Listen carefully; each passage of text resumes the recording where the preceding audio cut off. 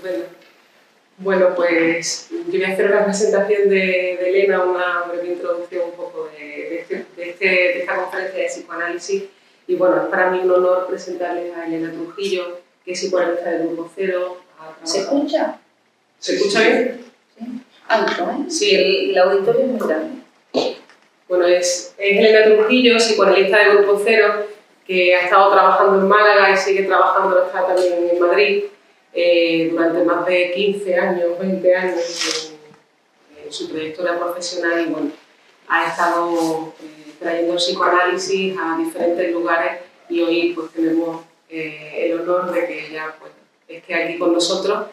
Y bueno, el Psicoanálisis Grupo Cero, la Escuela de Psicoanálisis y Poesía Grupo Cero, fue fundada en Madrid en 1981, pionera de España, y cuyo director es Miguel Óscar Menasa, que es médico, psicoanalista, pintor, escritor, cineasta, y articula psicoanálisis y poesía al campo psicoanalítico. En tanto, la creación poética y la interpretación psicoanalítica comparten con el inconsciente el mismo mecanismo de producción. Un concepto teórico, el inconsciente, que habla de cada uno de nosotros, del ser humano, y que Menasa describe como los aspectos, situaciones, vivencias que al no poder ser soportadas por la conciencia o la moral de los sujetos, está dentro de nosotros como reprimidos.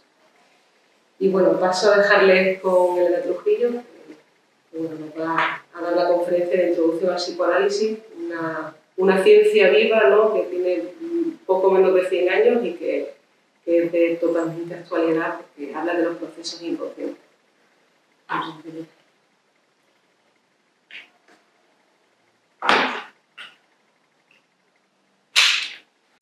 Muchísimas gracias por venir esta mañana de viernes aquí a la facultad, cuando muchos los viernes no aparecen precisamente por aquí. Gracias, en primer lugar, al profesor Alberto Rodríguez Morejón, a la decana de la facultad, a Rosa Esteve, por su colaboración para que estemos aquí. Ambas, Laura López y yo, Elena Trujillo, somos alumnas, hemos sido alumnas de la Facultad de Psicología. Hemos estudiado la carrera en esta facultad, es decir, que está también en nuestra casa, así que agradecemos que nos reciban y que nos permitan utilizar este espacio para llegar a toda la comunidad universitaria malagueña, para que el psicoanálisis también esté incluido en este espacio, en tanto nosotras desarrollamos esa formación en el ámbito de la psicología, pero el psicoanálisis no se estudia en la universidad, es decir, es una formación diferente, no diría complementaria, es diferente, es otra carrera profesional que suma cualquier formación universitaria que uno pueda desarrollar, ya sea la medicina, ya sea la psicología, ya sea la filosofía, es decir, que es una disciplina diferente, pero que suma a todos esos pensamientos o teorías que al fin y al cabo conforman nuestro acercamiento a la naturaleza, ¿no? Entonces, agradecer esa colaboración e incidir, como dice Laura, la Escuela de Psicoanálisis y Poesía Grupo Cero, ya con un gran bagaje de trabajo en España, que es donde se funda, pues desarrolla una importante labor para que esto sea posible, es decir, para que dos psicólogas puedan formarse y trabajar como psicoanalistas, ya que ambas nos dedicamos profesionalmente al psicoanálisis, yo ahora en Madrid y en Málaga, Laura aquí en Málaga, pero nuestro trabajo y nuestra carrera profesional es el psicoanálisis y la poesía dentro del marco de esta institución que es la Escuela Grupo Cero. Decir que desde el año 1997 esta escuela, que está radicada en Madrid, invierte con un esfuerzo profesional importante para que en Málaga puedan surgir psicoanalistas, es decir, las dos somos malagueñas, y gracias a ese trabajo de esa escuela pues hemos podido surgir, hemos podido estudiar. Antes no existían los medios online para que pudiéramos formarnos, es decir, que venían mensualmente para que pudiéramos estudiar, para que nos pudiéramos psicoanalizar, y agradecer, por tanto, ese trabajo que, aunque se pague con dinero, no está pagado, que es un trabajo para que esa ciencia, esa disciplina llegue a todos los sectores de la población, no solo a la comunidad universitaria, sino que el psicoanálisis es un derecho de todos y es una disciplina que tiene su recorrido propio a lo largo de los siglos restantes, donde como teoría pues se va a seguir evolucionando. Así que agradecer ese trabajo que nos permitió nacer, que ahora nosotras heredamos para que siga naciendo en la comunidad universitaria, sigan naciendo candidatos al psicoanálisis, porque frente a ese trabajo está todo lo demás donde se ciega, se tapa y se impide la existencia de esa disciplina, que sí que es joven en el ámbito de la historia de las ciencias, un siglo es muy poco recorrido todavía, pero que todos sabemos la oposición o las críticas o las dificultades que se oponen a un pensamiento nuevo que surge y que plantea una novedad y una crítica también a los pensamientos establecidos y que de alguna manera se basan todavía en ideas, pero que no se conforman con esa nueva realidad que es el objeto inconsciente, es decir, un nuevo campo que permite conocer algo que antes no se tenía en los instrumentos teóricos. Así que en ese marco nos situamos hoy aquí, también con el compromiso que yo personal y profesionalmente me planteo de seguir ahora alternando. Si antes iba de Málaga a Madrid, ahora es venir de Madrid a Málaga. En Madrid desarrollo también labores docentes en el seminario Sigmund Freud de formación en psicoanálisis. Estamos dando también un curso en la universidad a distancia allí, es decir, que también nuestros profesionales están trabajando para que en otras instituciones pueda estar el psicoanálisis de Grupo Cero y su manera de transmitir la teoría de Freud.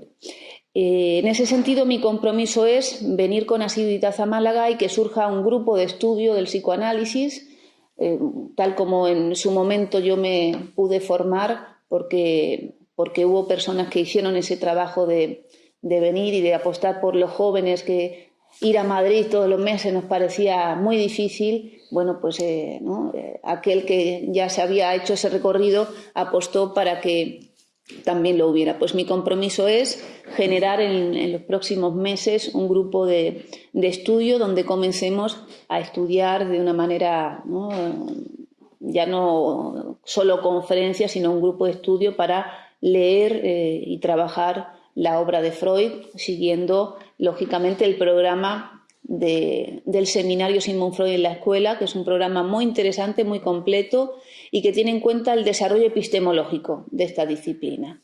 Y nos da también los instrumentos epistemológicos para poder pensar cómo se ha producido ese nuevo concepto, cómo se ha producido ese método que se llama método de interpretación-construcción y que permite producir el inconsciente, porque el inconsciente es un concepto, no está en ningún lugar, es un concepto teórico.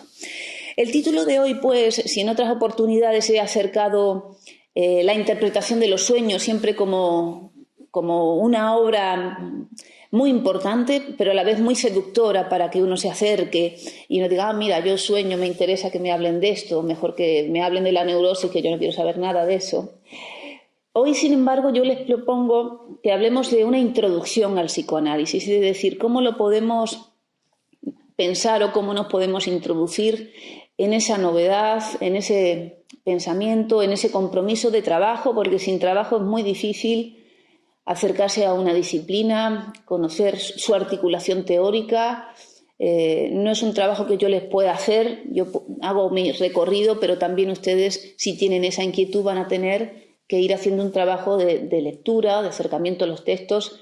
Freud dice que sin el trabajo en el propio inconsciente, es decir, sin mi propio psicoanálisis, es muy difícil poder acercarse a la teoría. Entonces está esa doble articulación, también ese doble beneficio, ya que psicoanalizarme tiene grandes beneficios sobre mi vida, es decir, que además es un tratamiento para la neurosis, además es un proceso de autoconocimiento y transformación, tiene ese gran beneficio y luego pues conocer uno de los pensamientos contemporáneos más importantes, pues para el que vive en este tiempo, le toca vivir en este tiempo, también le plantea nuevas preguntas y respuestas a preguntas que hasta ahora no han podido ser respondidas desde un pensamiento científico y novedoso como es el de Freud. Si me permiten, yo normalmente pues me enrollo y les hablo, pero hoy he preparado un texto que me gustaría compartir con ustedes y que luego participen con las preguntas, pues bueno, que es muy enriquecido que también vuestra escucha y vuestras inquietudes se viertan y participen de ello, ¿de acuerdo? Bueno, introducción al psicoanálisis. Estamos en la Universidad de Málaga, en la Facultad de Psicología. Quien no ve con simpatía suficiente una cosa, no la comprenderá tampoco fácilmente. De esta forma, Freud hace referencia a una dificultad afectiva que produce el psicoanálisis, algo que inclina al oyente o al lector a no interesarse por él o a no darle crédito, por una dificultad afectiva. La diferenciación de lo psíquico en consciente e inconsciente es la premisa fundamental del psicoanálisis. No vemos en la conciencia la esencia de lo psíquico. Ustedes saben que antes de 1900 la conciencia, el pensamiento desde la razón, pensamiento cartesiano que desarrolló René Descartes, era la manera de pensar hasta ese momento histórico. Todo lo que no estuviera ahí era la caja negra, era lo desconocido, era algo mágico animista. Pero a partir de 1900 surge en el pensamiento científico de la época, surge ese descentramiento de la conciencia. Al igual que en otras disciplinas acontece, ¿no?, esa ruptura, por ejemplo, con respecto a la teoría ptolomeica, surge la teoría copernicana que descentra y te plantea, pues bueno, que la Tierra no es el centro de la galaxia, sino que, ¿no?, cambia el orden de cosas, y hasta ahora es la teoría que nos explica el funcionamiento de esas fuerzas gravitatorias y que explican, bueno, nuestra situación en ese sistema solar dentro de otro sistema solar. Es decir, nos baja los humos con respecto al pensamiento anterior. Pues el psicoanálisis nos baja los humos un poco respecto a ese pensamiento donde nuestra conciencia era el centro de nuestra vida. Yo soy yo y mis circunstancias, decía Ortega y Gasset. Descartes, pienso, luego existo. Entonces, si yo pienso, esto es, ¿no? Freud dice, ¿no?, pienso donde no soy, ¿no? Es decir, que aquello que acontece en mi vida es algo manifiesto, pero mi verdad la tengo que producir, la tengo que construir con un instrumento teórico, si no, no podría saber de ello. Entonces, claro, ya ahí chocamos, ¿no?, con un primer atentado que dice, eso que usted cree de usted es relativo, ¿no? Es decir, no es la verdad de usted. Y además la verdad, en este último siglo, las ciencias han venido planteando que la verdad es un proceso. Es decir, la verdad no es la verdad, sino que la verdad es un proceso que se va transformando conforme haya una evolución de las cosas. Es decir, que no hay una verdad, sino la verdad es un proceso de trabajo. El psicoanálisis se ocupa de la explicación y supresión de las perturbaciones nerviosas, pero no es un método terapéutico. Sí, es cierto que es un método que produce efectos terapéuticos. Es un método que surge del trabajo clínico de Freud con sus pacientes, donde en ese material, en esa materia prima, va a producir una ruptura teórica con respecto a los instrumentos técnicos que había hasta ese momento. Se produce una ruptura y él produce un objeto teórico nuevo, un desarrollo teórico, un nuevo método para conocer eso, y hace una descripción que nosotros decimos que está ya en sus inicios descrita en la interpretación de los sueños. Por eso ese texto no habla de los sueños como ese entretenimiento de saber lo que es, sino que describe el método de interpretación que va a producir el inconsciente. Es un texto fundamental. En la Escuela Grupo Cero trabajamos ese texto durante un año, ¿vale? Entonces venimos a una charla, hablamos un ratito, pero no te enteras de nada. Es decir, que es un año de trabajo un año. Y los psicoanalistas que estamos en formación continua, cada vez que leemos y trabajamos el texto, dicen, ¿no?, ¿Qué novedad he visto, ¿no? ¿Cómo lo entiendo ahora de otra manera? Es decir, que es una articulación compleja y una formación continua la del psicoanálisis. Por tanto, tiene efectos terapéuticos, pero no es un método terapéutico. Es un método de autoconocimiento y de autotransformación. Es un método de producción de una nueva realidad, que es la realidad psíquica. Ciertas hipótesis sobre la vida instintiva del hombre son la base de nuestra concepción de la nerviosidad. Recuerden que partíamos de ese principio, de ese obstáculo afectivo. Freud, cuando ante la comunidad médica de Viena presenta ilusionado ¿no? ese texto, La interpretación de los sueños, que bueno, que tuvo un gran impacto, pero que tuvo un gran rechazo, ya que hablaba de la importancia de la sexualidad y hablaba de que la sexualidad está presente desde los comienzos de nuestra vida, no en la sexualidad del adulto. Entonces hubo un gran rechazo, tanto que tenemos que entender que todo lo que rechacemos del psicoanálisis tiene que ver con la dificultad de incorporar esa importancia de la sexualidad, de lo que nos va a decir o nuestros obstáculos son frente a lo que nos devela de nosotros mismos. También nos exige ampliar el concepto de sexualidad. Si usted escucha sexualidad y piensa en el coito, usted está un poco anticuado. Es decir, usted piensa en la sexualidad de un animal, que somos animales. Pero además de animal tenemos aparato psíquico, tenemos lenguaje, cosa que nos diferencia de las otras especies animales. Y con esas condiciones vamos a describir cuáles son las particularidades de nuestro desarrollo y, por tanto, las particularidades de los trastornos en nuestro desarrollo, ¿no? Entonces, la vida instintiva descubrimos que en ese trabajo que hacemos con los pacientes tiene que ver con lo que le pasa. Vida instintiva, ¿qué quiere decir? Que es nuestra predisposición, es decir, que nacemos y al igual que orgánicamente hay un camino que recorremos para la maduración y para conformarnos como un sujeto adulto, y ahí también la medicina y la fisiología estudian aquellas alteraciones o desvíos sobre lo que se considera normal, porque el estudio de las desviaciones nos sirve para estudiar la normalidad también, ¿no? No es que uno diga la normalidad es esto, ¿no? La normalidad es en función de lo que generalmente es más común, pero ahí nos aparecen también los posibles desvíos. Los desvíos nos ayudan a pensar la normalidad. Freud descubre que, claro, que esos desvíos no se pueden pensar como se pensaban antes, es decir, como degeneración. Anteriormente se pensaba que una persona nerviosa, una persona con un trastorno mental o psíquico, era un trastorno orgánico, era un trastorno genético, era una degeneración. Por tanto, frente a eso no existía un método curativo, sino paliativo. Pero eso no lo podemos seguir manteniendo, porque él demuestra que el funcionamiento psíquico o mental, si me permiten el término, es el mismo. Es decir, hay un solo aparato que funciona siempre y de la misma manera. Es decir, que no es que en el nervioso funcione de otra manera, funciona de la misma manera, da otro producto, ¿no? Da el sueño, da el síntoma, da el lapsus, pero el funcionamiento no está degenerado. ¿Y qué ocurre? Que con el método de interpretación, con el proceso analítico, con el proceso terapéutico, con el paciente, hay un restablecimiento del funcionamiento normal, es decir, un restablecimiento ad integrum, que la persona puede recuperar, o nosotros no hablamos de recuperación, sino de producción.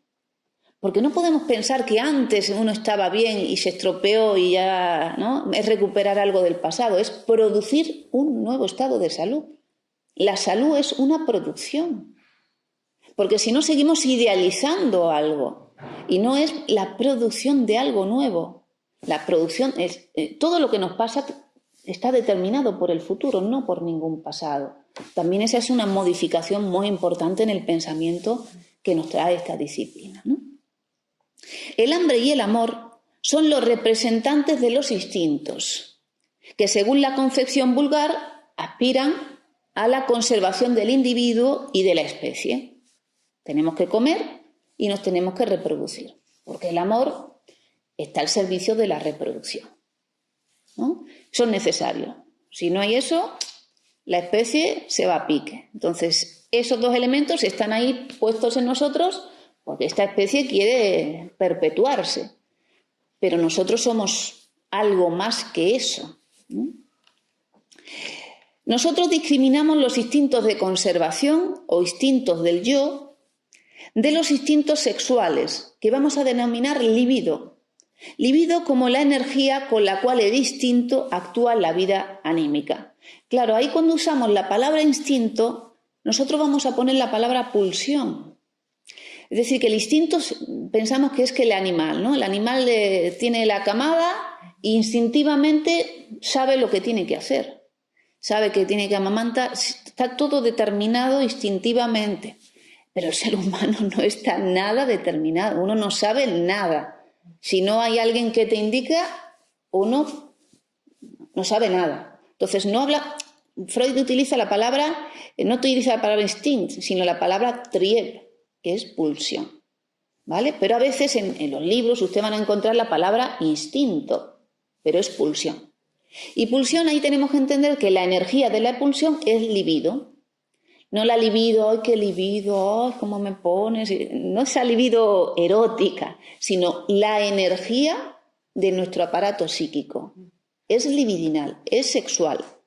Entonces están esos instintos, el hambre y el amor de la perpetuación de la especie, pero luego hay esas otras pulsiones que son de nuestro aparato, de nuestras condiciones psíquicas, pero que se tienen que humanizar, que la tengo que habitar con el lenguaje para ser un humano, si no, es decir, que necesito de otras personas para humanizarme, si no, no soy un ser humano. Si no está mi papá, mi mamá, el profesor, el otro, tal... Yo no soy un ser humano. Dejen a un niño entre gallinas y va a ser una gallina, no va a ser un animal, ¿no? En la facultad se ven esas experiencias donde, ¿no? Donde si el ser humano no está en las condiciones con otros seres humanos, no se puede desarrollar. Y sabemos, o no sabemos la capacidad de desarrollo del hombre. Es decir, que por ahora la inteligencia es ilimitada. Es decir, que hace poco leía una noticia de un niño con 7 años, creo, o 9 años, que ya ha completado una carrera universitaria. Es decir, con 6 años ya había pasado secundaria y con 9 años estaba en la universidad y se había graduado como ingeniero eléctrico de telecomunicaciones y que iba a empezar medicina. Es decir, que no es que sea un erudito, es que usamos la mitad de nuestro cerebro. La otra mitad no la usamos. Por tanto, además, nosotros pensamos la inteligencia como una inteligencia social. No es tuya. La inteligencia se produce entre los otros. Por eso, todo atentado a la relación que tenga con los otros, como es la neurosis, que es un atentado a la relación sexual, a la puesta de la libido, de esa energía en esas relaciones, es un atentado a tu inteligencia, es un atentado a tu desarrollo, es un atentado al humano que eres. ¿De acuerdo? Hemos averiguado que los instintos sexuales, las pulsiones sexuales, tienen especial importancia en las enfermedades nerviosas. Las neurosis son las enfermedades específicas de la función sexual. La forma de la enfermedad es determinada por el modo en que el sujeto ha recorrido la trayectoria evolutiva de la función sexual, que empieza desde el momento de nuestro nacimiento. Y está determinada por las fijaciones que en cada uno de nosotros, porque todos tenemos la misma disposición, pero cada uno de nosotros es diferente. Es decir, la fijación de cada uno en esos periodos de su desarrollo es particular. Por eso el proceso terapéutico es el mismo para todos. La teoría es la misma, el método es el mismo, pero el tratamiento es diferente para cada uno. ¿No? No es un tratamiento de serie, es la producción del tratamiento de fulanito y de menganito y tal. Y además una producción donde como el sujeto se va modificando, el psicoanalista también se va modificando ese paciente. Por eso no puedo pensar en el diagnóstico, este paciente es el obsesivo, este paciente es el histérico. No, porque todo eso se va a ir modificando en el proceso, ¿vale? Es el sujeto tal, pero ese sujeto cada día yo lo tengo que escuchar desde la novedad que me presenta, porque su aparato funciona perfectamente, ¿vale? Pero lo tengo que escuchar desde su particularidad, desde el recorte que cada uno hace de la realidad, ¿no? Desde la muestra que uno hace de cómo se relaciona y cómo rechaza. Es muy interesante el psicoanálisis, es muy interesante, pero claro, me implica, ¿no? Es decir, no leo y es cosa del otro, me pasa a mí también. Entonces están esas objeciones afectivas que, bueno, que por eso para un psicoanalista el psicoanálisis es imprescindible durante toda su vida profesional. Si no, esos obstáculos afectivos, por mucho que uno estudie, te taponan la escucha. El yo se sitúa a la defensiva, niega los instintos sexuales, la satisfacción deseada y obliga a buscar, por grandes rodeos, la satisfacción sustitutiva que se manifiesta como síntomas neuróticos. Es decir, el yo es una instancia que ahora voy a explicar, pero que se ocupa de modular, es decir, se ocupa de modular esas tendencias pulsionales que vienen con nosotros, es decir, esa disposición. Si vemos a un niño pequeño, vemos ¿no? su capacidad, porque es muy pequeñito y no se puede ni mover, pero vemos que tiene una energía y que si pudiera haría de todo, pero no puede. Pero no tiene ninguna moral, ninguna ética, ninguna objeción, no tiene pensamiento sobre las cosas. Entonces parte únicamente desde sus necesidades, en primer lugar, y luego las necesidades se le van imponiendo lo que es el deseo, es decir, la particularidad de cada uno, ¿no? La tendencia de cada uno, la hostilidad o la tendencia erótica a buscar una situación de placer. Entonces, lo que Freud descubre sobre ese desarrollo infantil, si uno va a observarlo desde la teoría, lo ve todo. Pero si uno va a observarlo desde su moral, si la moral nos dice que la sexualidad, no, en los niños, ¿cómo va a ser? Los niños son inocentes, ingenuos, ¿no? Claro, hay un periodo de latencia infantil que va a ser una de las características fundamentales de nuestra especie, donde todo ese pasaje de los primeros años, donde tenemos que recorrer casi toda la conquista de la humanidad hasta ahora, ¿no? Todas esas conquistas desde el animal que éramos, primitivo y salvaje, hasta un animal humanizado, con ley, con regulación, con relaciones, con un orden determinado que va a marcar, bueno, nuestro ingreso en la sociedad en la que estamos, en la comunidad humana. Todo ese acontecimiento, y que además gira en torno a la afectividad que nos acontece con los padres, donde ahí vamos a ser donde aprendemos a amar, donde aprendemos también a vincularnos con el otro, todo eso tiene que ser llevado al inconsciente. Es decir, hay un periodo de latencia que es una de las características que marca también la existencia de la neurosis en nuestra especie, donde se olvida. Es decir, hay una amnesia infantil, todo eso que era tu vida se olvida, y hay un periodo donde uno parece como asexual, ¿no? Aparecen como otro tipo de intereses, donde uno se interesa por descubrir cosas, se interesa conjugar con los compañeros, pero sin ese interés que, si uno observa, sexual, está en los niños a flor de piel, pero que luego ya va a pasar a ese periodo de la pubertad, donde ya me he alejado de esa posición anterior que tenía en mi familia, y me he acercado al mundo, me he acercado a los chicos o a las chicas, como esa necesidad de construir mi propia vida, ¿no? Entonces, claro, son procesos psíquicos, son procesos inconscientes, no son conscientes. Por eso, volver a lo que decíamos antes, la conciencia no puede explicar todo esto.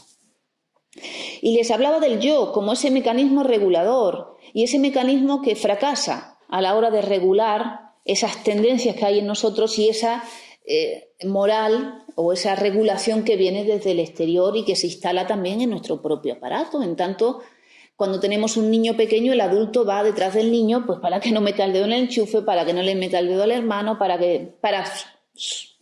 hacerle sobrevivir.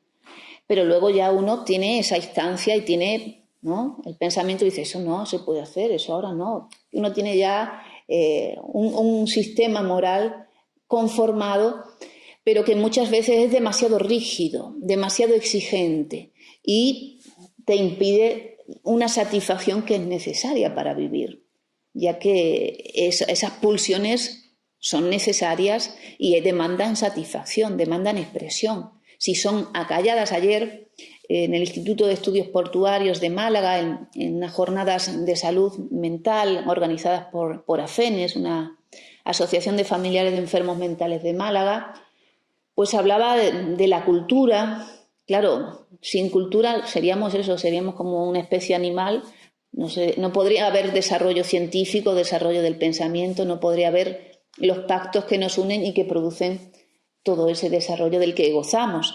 Pero la cultura tiene sus costes, es decir, viene a coartarnos de esas tendencias egoístas, pulsionales, inmediatas, inapropiadas, que nos apartan, bueno, del desarrollo de nuestra transformación, ¿no?, de incorporar una novedad, de poder escuchar lo que me dice el profesor, lo que me dice el otro, ¿no?, de podernos amoldar a lo conveniente. Del paso del principio del placer, que es lo que en un principio regula nuestra vida pulsional, a un principio de realidad, es decir, un principio que sigue trabajando para ese principio del placer, porque digo, necesitamos satisfacción o si no, nos morimos. Necesitamos expresión de lo que somos, si no morimos, pero necesitamos ese principio de realidad que lo regula en función de la realidad, en función de los otros, en función de quién eres y del lugar que ocupas en la realidad, si no, no existes, ¿no? Entonces, ese principio de realidad pues te dice cuándo es conveniente o no. Es decir, es como un papá, ¿no? Te dice, nene, el chupachuba ahora no, que vas a comer, ¿no? Ahora no te puedes quedar en la cama, tienes que ir al colegio. Entonces, es ese principio que te dice, no es que no satisfagas tu deseo, pero lo tienes que hacer de esta otra manera. O a veces te exige una transformación de tu tendencia, es decir, ¿no? Porque si no, uno eliminaría a sus rivales. ¿Y cuáles son tus rivales? Pues tus hermanos, tus compañeros, cualquier persona que se ponga en tu camino. Si uno fuera así por la vida, pues imagínate de qué seríamos capaces. Bueno, y ahora ustedes me dirán, bueno, hay personas que van así por la vida. Le molesta al vecino, le pongo una bomba y me quedo con el país del vecino. Cierto, cierto. Así que le recomendamos psicoanálisis. Ser consciente es un término puramente descriptivo. La conciencia es un estado transitorio. Yo no les quiero ofender, no les quiero decir que la conciencia no sea importante o que solo nos importe lo inconsciente. La conciencia es una articulación de ese sistema que está estratificado en 3 capas. Es una articulación, por tanto es un elemento fundamental e importante. Pero lo tenemos que relativizar, es un elemento perceptivo, es un elemento, una capa exterior que se ha generado del inconsciente en nuestra relación con los demás, con nuestras experiencias y con el mundo, y que exige una serie de condiciones para que lo inconsciente se pueda expresar. ¿Por qué? Porque si el inconsciente es amoral, no tiene el tiempo. Es decir, es el tiempo, ¿no? El pasado, presente y futuro no existen en el inconsciente. Entonces, claro, yo en este momento podría tener un comportamiento que tiene un niño de 3 años, pero sería muy inapropiado. Podría decir algo, pero les podría ofender mucho. Entonces, que la conciencia es necesario tener una regulación y realizar una transformación de aquellas tendencias que en mí surgen, pero que no tienen en cuenta esa parte social que somos, ¿no? Entonces, pero no es el centro de nuestra vida la conciencia, ¿de acuerdo? Sino que es una forma de percibir lo que acontece en el exterior y también de percibir lo que acontece en el interior, ¿vale? En primer lugar, dice, un acto psíquico pasa por 2 fases. En primer lugar, es inconsciente. Todo lo que acontece en nuestra vida es inconsciente. Y pertenece al sistema inconsciente. Pero demanda expresión, ¿no? Si no, estaríamos encerrados en una burbuja y todo pasa ahí en tu circuito. No vivimos así. Vivimos con la necesidad de expresarnos, de hablar, menos mal, ¿no? De poder expresarnos a la realidad. Si no, estamos muy enfermos. Ustedes me dirán, hay personas que no se ocupan para nada de la realidad. La esquizofrenia, claro, es una enfermedad muy grave, ¿no? Donde ha tapado su interés por la realidad, pero es una enfermedad, es decir, ya es un trastorno de la disposición que tendría que ser a poder expresarse, ¿no? Expreso mi malestar, expreso mi deseo, aprender a hablar. La terapia está hecha para devolver al sujeto su capacidad de expresarse, ¿no? De amoldarse y de relacionarse con el otro y de poder también modificar las tendencias que no tengan, ¿no? Que no sean viables. Entonces el inconsciente busca expresarse, pero hay un mecanismo de censura, es decir, hay como una puerta que regula el paso de una instancia a otra. Y las condiciones del inconsciente no son las mismas que las condiciones de la conciencia, ¿no? Uno no sale a la calle en pelotas. Uno sale, se viste, se ve, es decir, que uno se va a encontrar con los otros en otras condiciones distintas a las que está en su vida íntima, ¿no? Existen distintas modalidades. Entonces, esa censura tiene sus exigencias. Sus exigencias marcan que haya en cierta medida un disfraz, una modificación o a veces un rechazo a esas tendencias inconscientes.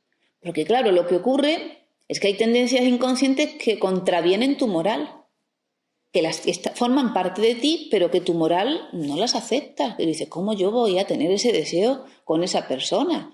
¿No? Entonces, claro, el conflicto neurótico acontece por ese choque, ¿no? Que hay una parte de mí que quiere eso y otra parte de mí que dice que eso no.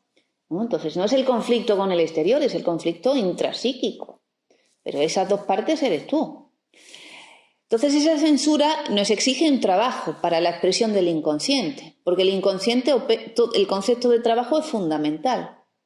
Todo se produce con trabajo, ¿no? El síntoma es un trabajo, el lapsus es un trabajo, el sueño es un trabajo, al igual que la interpretación de esos mecanismos es un trabajo, no viene de la inteligencia del psicoanalista, ¿no? Es un trabajo. Por tanto, el disfraz exige también la utilización de los mecanismos psíquicos para disfrazarse o para expresarse. Y ahí nos iríamos a la interpretación de los sueños, ese lindo texto donde nos va a explicar esas características del pensamiento inconsciente y de la deformación que exige la censura para que se pueda expresar y, por tanto, aparece en la conciencia, pero de forma irreconocible. Uno sueña o uno tiene un lapsus y uno expresa su tendencia, pero no se entera de lo que expresa, ¿no? Es decir, uno habla y está diciendo lo que desea, pero sin enterarse de lo que dice, ¿no? Lo que les dije al principio, ¿no? La verdad, ¿no? Está en lo que dices, pero no de forma manifiesta, sino de forma latente. Y además es una, ¿no?, transformación continua, porque no puedo decir que esa verdad sea yo siempre. Yo ahora digo una cosa, pero luego me desdigo y luego hago otra cosa. Entonces somos esa complejidad también tan interesante y tan sutil del ser humano, que uno no es siempre el mismo, gracias a Dios. Por tanto, a veces esa expresión del inconsciente es negada por la censura. Dice, no, tú no pasas, ¿no? Entonces se produce un mecanismo de represión que aparta ciertos contenidos del inconsciente, es decir, ciertas tendencias que son propias, las aparta de la expresión de la conciencia. ¿Qué ocurre con la represión? En un primer lugar, la represión, que además no es un elemento negativo, sino que es un mecanismo psíquico que estructura el aparato psíquico, que hace que haya inconsciente y que haya conciencia, y haya preconsciente, que haya esas tres instancias, que haya una articulación entre esas tres instancias. La represión que ocurre, que no acaba con el deseo, no porque yo puedo reprimir, pensemos en una dictadura, ¿no? Yo tengo más fuerza que tú y te digo que aquí se dice lo que yo digo y lo que tú dices no me gusta y te reprimo y te mando a la cárcel. Pero tú sigues pensando lo que piensas y sigues, es decir, que buscas otros medios de expresión. Lo reprimido sigue queriendo expresarse, pero ahora ya el yo no va a tener control sobre eso ¿no? Que antes sí, que antes yo quería ir por la puerta oficial a expresarme. Pero no me dejo expresarme. Bueno, pues yo no voy a ir ahora por la puerta oficial, voy a buscar grietas, otros lugares y va a haber una ramificación de lo reprimido. ¿Qué ocurre? Que ya el yo no tiene ningún control, ¿no? Que la neurosis es una solución, pero una solución muy costosa porque ahora hay un trabajo psíquico que aparta de la vida normal, del desarrollo de la persona, una gran parte de la libido, de la energía psíquica y que ahora se escapa por esa parte de los síntomas, esa parte de los lapsus, esa parte que está fuera de mi control, que se manifiesta en mí, pero que además está totalmente disfrazada y que además me domina. Porque yo no puedo dominar mis procesos inconscientes, se expresan en mí y me meten en cada lío. Y bueno, ayer hablaba, ya digo, en una asociación de enfermos mentales y se emocionaban un montón de personas porque padecen de un gran sufrimiento por ellos o por sus familiares que están sumidos en una enfermedad. Es decir, que la enfermedad acaba dominando tu vida, ¿no? Que una cosa es un síntoma que se expresa, pero si ese síntoma no es tratado, cada vez va abarcando más campos. Cuando yo reprimo, no reprimo solo una vez, reprimo un montón de cosas. No reprimo algo que pasó en el año 2003, reprimo el año 2003. Y luego, como en el año 2007 hay algo que se asocia con el año 2003, reprimo el año 2003 y el año 2007. Y así sucesivamente, porque es una cadena de asociaciones, ¿no? Porque claro, no es que reprima el deseo sexual hacia mi mamá, es que luego hay una mujer que se llama como mi mamá y que aparece y que me lleva a esa mujer. Y luego hay una persona que trabaja en lo que trabaja, ¿no? Que es una cadena de significantes y claro, vas apartando de tu vida consciente, de tu vida que puedes gestionar con el yo, un montón de cosas. Y por tanto hay un montón de elementos que es que como sistema social lo pensáramos, que son subversivos y que acaban generando un gran problema social. No quisiera hablar de la situación, por ejemplo, ahora de Cataluña, que no es un problema de los catalanes, es un problema de un sistema que ha reprimido y ha generado, pues, al no querer generar una gestión de alguien que piensa diferente, que quiere expresar algo diferente, no lo ha podido incorporar a la vida política, no le ha podido dar, ¿no?, acordar algo que necesita para poder seguir incorporándolo al sistema de funcionamiento, ¿no? Que las cosas que acontecen en el sistema psíquico tienen que ver también con la representación del modo de funcionamiento social del ser humano, ¿no? El psicoanalista no hace más que entablar un diálogo con el paciente. Pongo entre comillas la palabra diálogo, en el sentido que es a través de las palabras, que no es un proceso mágico, que yo tenga una varita y haga que usted cambie o le diga algo, no, es un proceso de trabajo. El psicoanalista necesita que el paciente asocie libremente, diga en voz alta todo lo que pase por su mente, necesita que se acuerden un proceso de que usted venga los lunes a las 5 y que a lo largo del tiempo vayamos en ese espacio encontrándonos con esas condiciones donde usted habla, asocia libremente y yo le voy escuchando con la teoría, ¿no? Y se va produciendo eso que se llama transferencia, porque la catarsis era un modelo teórico que se utilizaba antes del psicoanálisis, donde se pensaba que había un conflicto psíquico, algo que no había podido expresar la persona y por eso se había producido la sintomatología nerviosa, y se pensaba que ayudando al paciente a expresar ese conflicto, me peleé con mi papá, no me quiero soltar, pues se iba a descargar, ¿no?, toda esa carga afectiva que no había podido ser expresada. Pero no producía curación, no producía modificación. La hipnosis también se trabajaba. Igualmente se podía acceder con la hipnosis al momento de conflicto. Decía, ¿no?, usted me ha dado la clave, yo le digo lo que le pasa y usted ya, incorporándola a su vida consciente, lo resuelve. Pero no había modificación. Freud dice, tenemos que utilizar un método que produzca una modificación en el sujeto. Si no hay modificación, por hacer consciente algo, no hay transformación. Entonces es un proceso donde me tengo que transformar para pensar otra cosa de la que pensaba en ese momento. Aparte también, si me permites puntualizar una cosilla, también se creía que era algo que uno no recordaba y que había que traerlo al presente. Claro, se diferencia la realidad material de la realidad psíquica, que también era por producción de fantasías inconscientes y que no tenía nada que ver con algo del pasado que uno tenía que recordar para resolverlo. No es algo que uno tenga que ir al pasado, sino es transformar la manera en que yo he, de alguna manera, incorporado en mí ciertos pilares básicos que todos pasan, ¿no?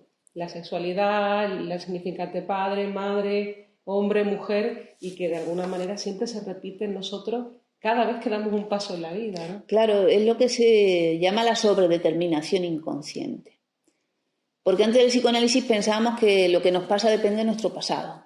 Ayer alguien me preguntaba si dependía de algo genético, si uno nacía de una manera, ¿no? Tengo 3 hijos y uno me salió, dice, el más deseado me salió estropeado.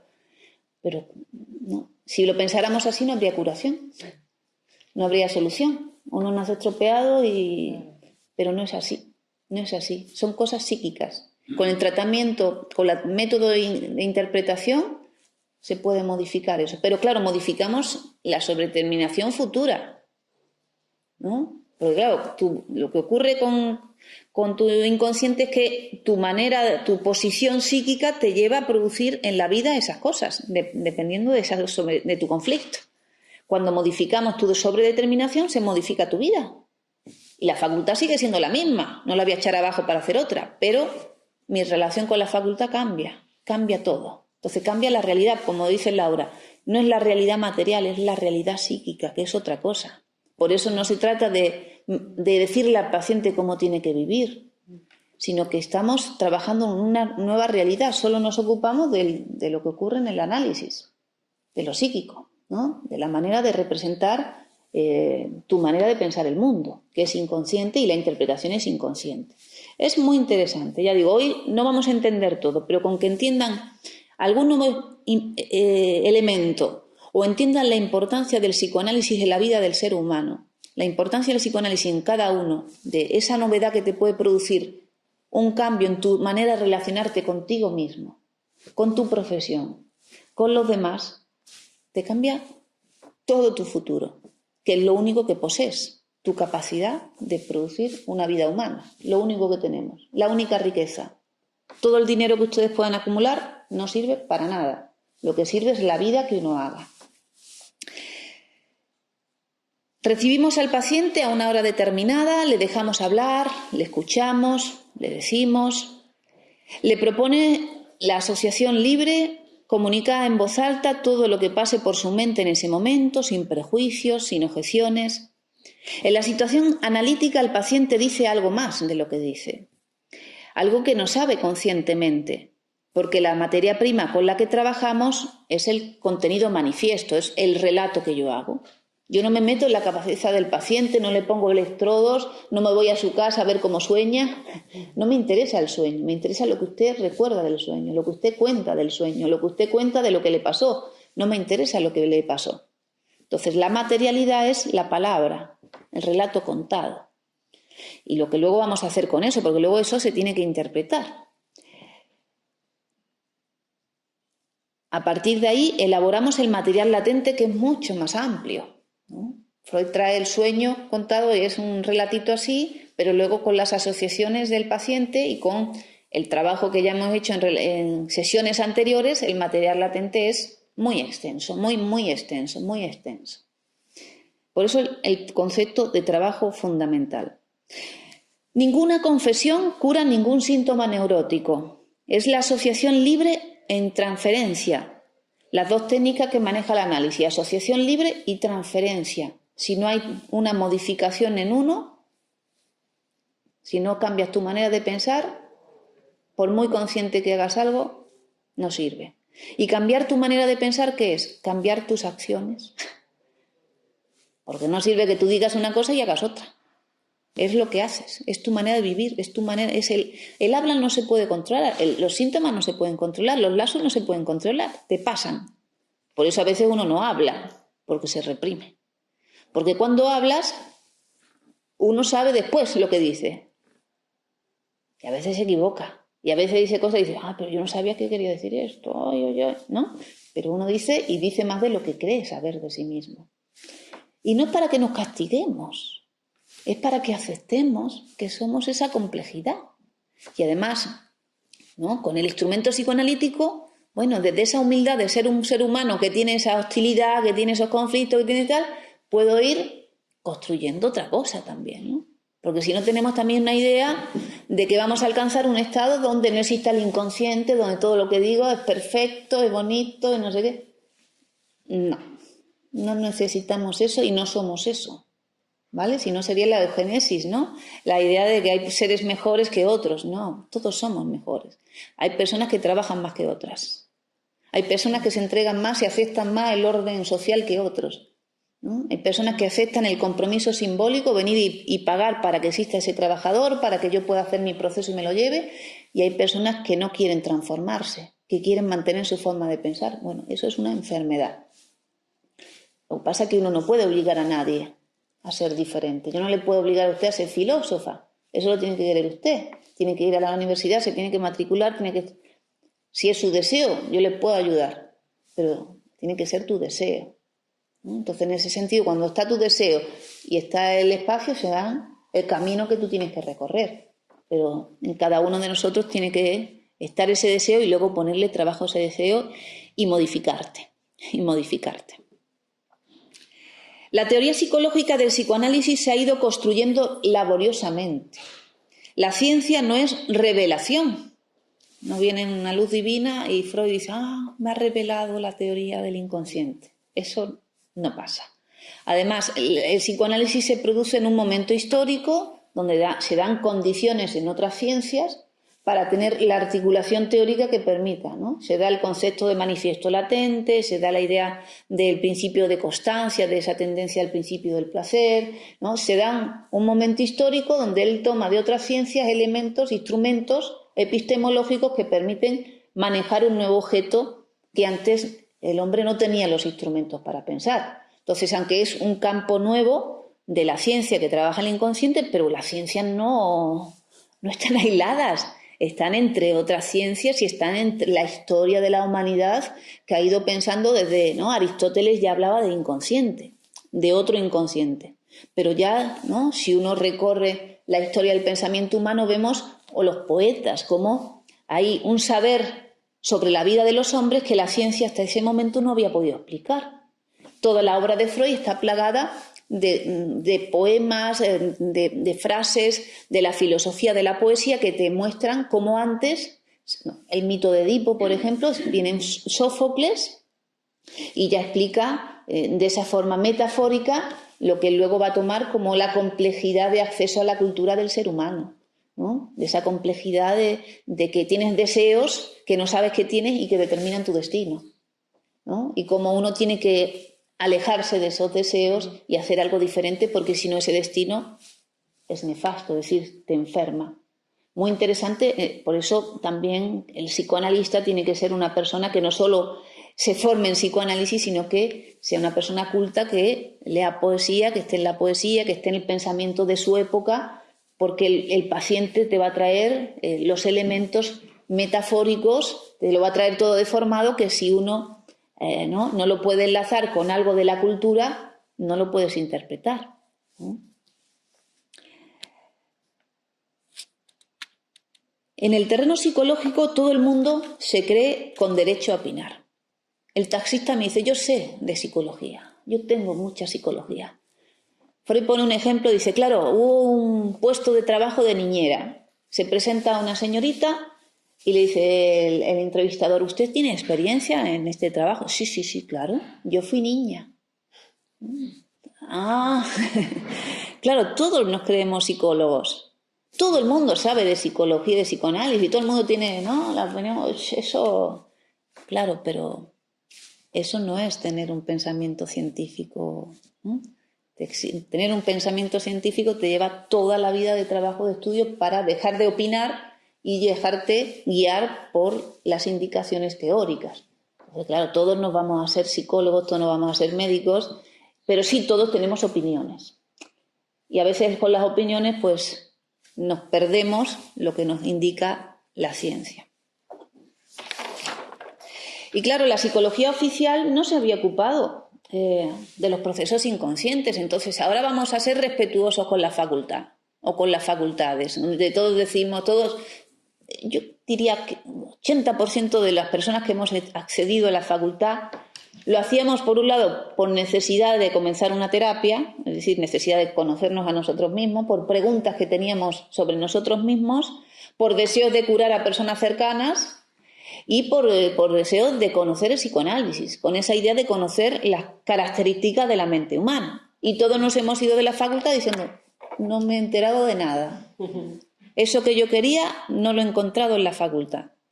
Es decir, que la Facultad de Psicología habla o estudia o te propone disciplinas que trabajan sobre el ámbito de la conciencia, de ese ámbito que está fuera del sujeto. Que el ámbito de dentro del sujeto no se ocupa de la psicología hasta ahora, ¿no? Podríamos decir que el psicoanálisis es la psicología más avanzada, en el sentido que es la psicología que incluye lo psíquico.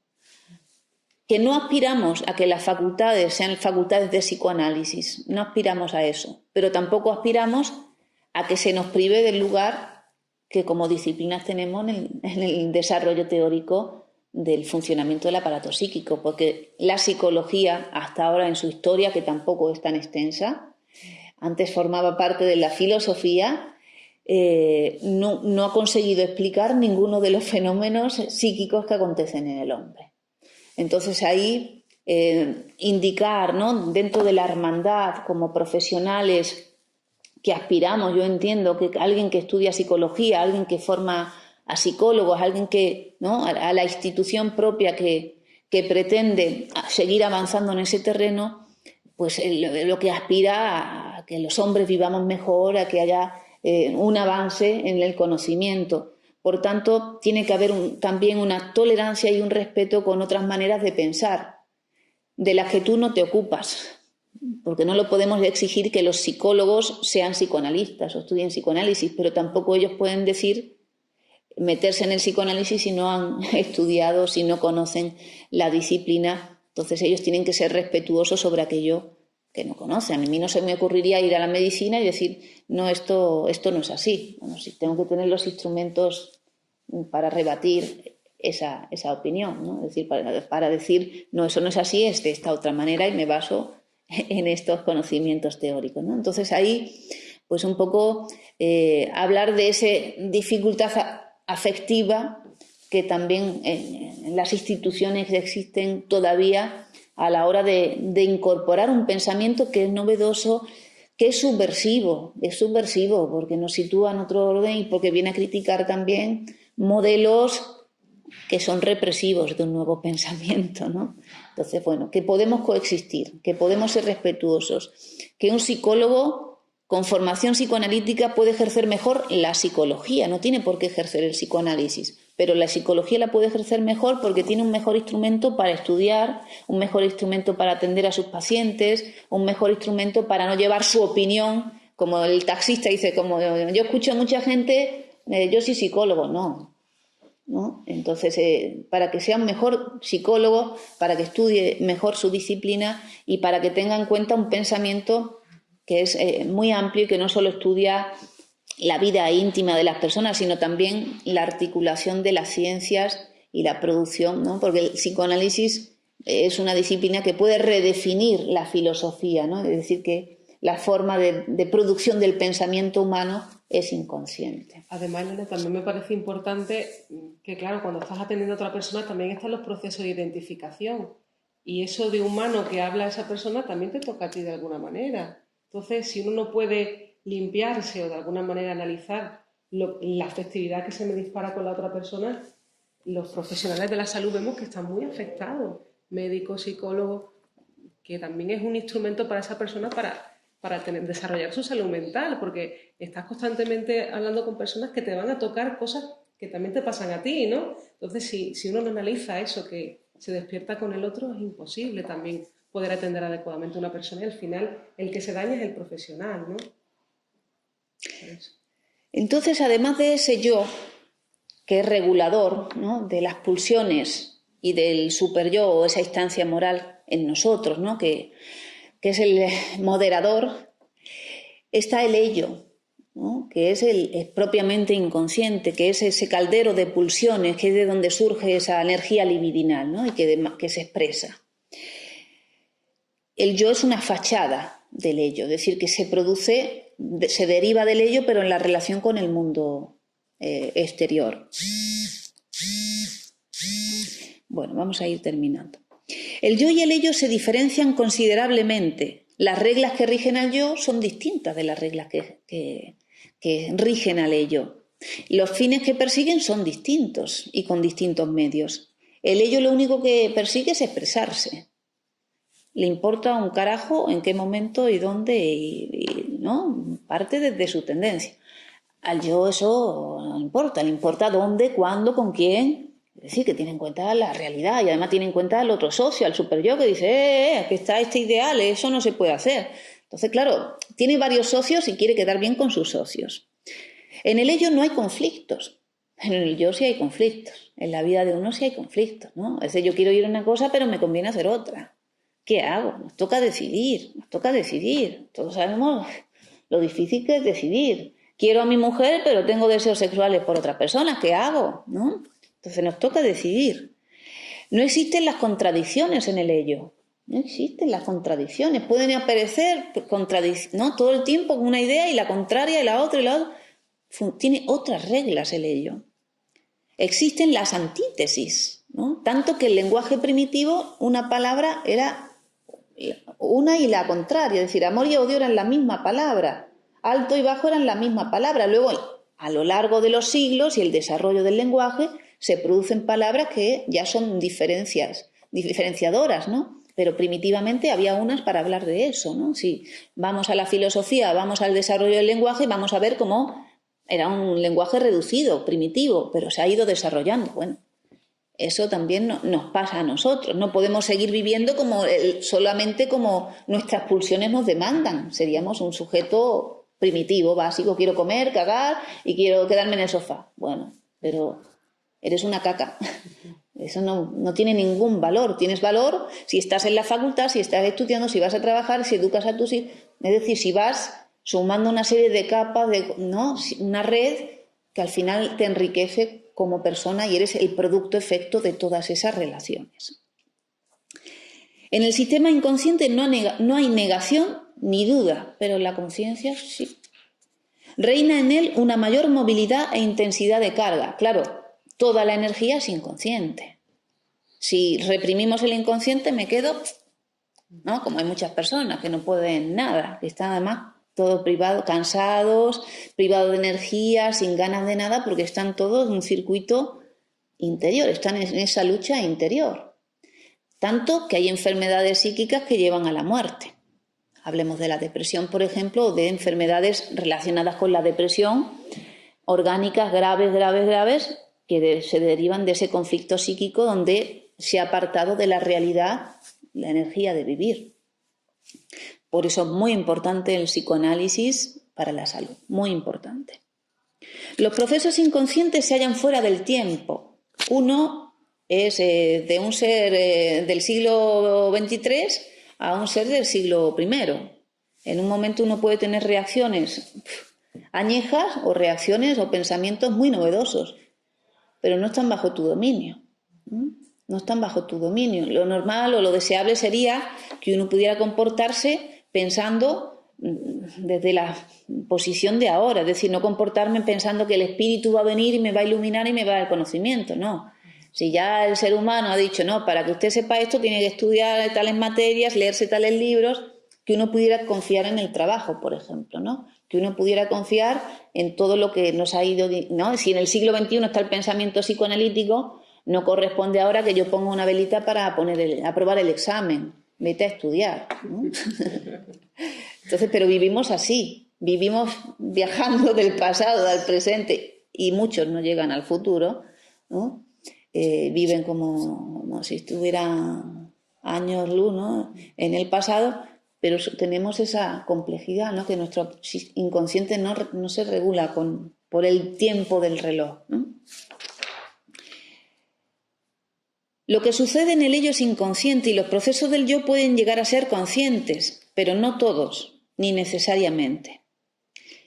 En la superficie externa del yo está la conciencia, esa instancia vuelta hacia el exterior y que nos sirve para percibir, pero que también, ¿no? Es como esa frase que dice, todo se ve según el color de las gafas que te pongas. Te cambias otro color y lo ves de otra manera, pero eso no es la realidad, es el color con el que miras las cosas. Por eso cambias de pensamiento y cambia, ¿no? Uno dice, me llevaba muy mal con esa persona. Bueno, pero si analizas la afectividad que tenías puesta en esa persona y cambias tu posición, oye, cambia la relación con esa persona, ya no te parece lo mismo que te parecía. Entonces, no hace falta cambiar la realidad, no hace falta cambiar de trabajo, hace falta cambiar uno, porque algo te pasa con esa realidad que además es tu realidad y que además has producido tú. También eso, ¿no? Porque nos peleamos con el mundo, nos peleamos con los padres, nos peleamos con todo fuera, haciéndonos, ¿no? Siendo sujetos que padecemos nuestras circunstancias, pero nuestras circunstancias las hemos entretejido nosotros, cada uno de nosotros, ¿no? Con nuestras elecciones, con nuestras palabras, con nuestros comportamientos. Entonces, es más fácil de lo que creemos cambiar nuestra relación, cambiar nuestro mundo, cambiar nuestros resultados. No es tan difícil, no es tan difícil. Exige un trabajo. La neurosis es la consecuencia de un conflicto entre el yo y el ello, como les decía antes. El problema es que el yo se ha servido de la represión. Entonces, claro, la exigencia para mantener esas tendencias reprimidas nos deja sin energía para el trabajo, para el estudio, para el amor. Hay un apartamiento. Entre las causas de las enfermedades nerviosas desempeñan los factores de la vida sexual un papel importantísimo. El analista no trae al paciente y dice, hábleme de su sexualidad, para nada, pero va a surgir. Va a surgir tanto que su problemática la va a llevar a la relación psicoanalítica. Es decir, le va a pasar con el analista lo mismo que le pasa con las personas con las que se relaciona. Es decir, erotiza la situación, hace agresiva la situación, va a revivir todo ello. Por eso la interpretación del psicoanalista y esa relación transferencial le da una respuesta diferente y le permite la modificación. Por eso uno tiene que seguir en ese proceso para poder tolerar esos cambios que se operan en uno. Porque claro, si cada vez que te interpreta uno abandona el análisis, pues ya no sirve. Es creencia general que la sexualidad falta en la infancia y que ésta empieza en el periodo de la pubertad. Ya hemos visto que no es así. La vida sexual del niño es distinta a la del adulto. Nace de numerosos impulsos parciales y atraviesa varias fases de la organización hasta entrar al servicio de la reproducción. Hay impulsos sexuales que tienen que ser desviados, claro que sí, que tienen que ser educados, que tienen que ser transformados. Sobrevienen detenciones, fijaciones parciales, que cuando el ejercicio de la función sexual tropieza con algún inconveniente, vuelve con facilidad a tales puntos tempranos de fijación. Es decir, cuando hay un obstáculo frente a tu deseo, hay un proceso regresivo a un punto en el cual en uno hubo una fijación. Al principio le hablaba de que la diferencia entre cada uno de nosotros eran esos puntos que en nuestro desarrollo sexual había habido una fijación, había habido un especial interés, una particular manera de gozar en cada uno de nosotros. Entonces, cuando hay un obstáculo en la realidad, retrocedo a ese momento infantil donde yo encontraba una satisfacción, ¿no? Y eso explica las distintas formas de la neurosis, de una manera más complejamente explicada, que no es el lugar ahora hablar. Para apreciar esto es necesario tener conocimientos que no se aprenden en medicina y también cierta familiaridad con la historia de la civilización y la mitología. Lo más singular de la vida sexual del niño es que transcurre en dos etapas. La primera hasta los primeros 5 años, luego un periodo de latencia y luego el desarrollo de la pubertad. Se constituyen entonces ciertas actividades del yo destinadas a resistir el posterior ataque sexual de la pubertad. Es decir, luego hay un incremento de la energía ya destinada a la reproducción que tiene que encontrar a un sujeto constituido, ¿no?, para poder gestionar esa vida del adulto que no puede ser solo la satisfacción pulsional, sino que te lleva al trabajo, que te lleva a cumplir con los compromisos, que te lleva a una relación amorosa a la vida del adulto, cada uno diferente. Esta constitución en dos tiempos de la sexualidad tiene gran relación con la génesis de las enfermedades neuróticas y es privativa de la especie humana. El niño proyecta sus deseos sexuales sobre las personas próximas a él, sus padres, después sobre sus hermanos.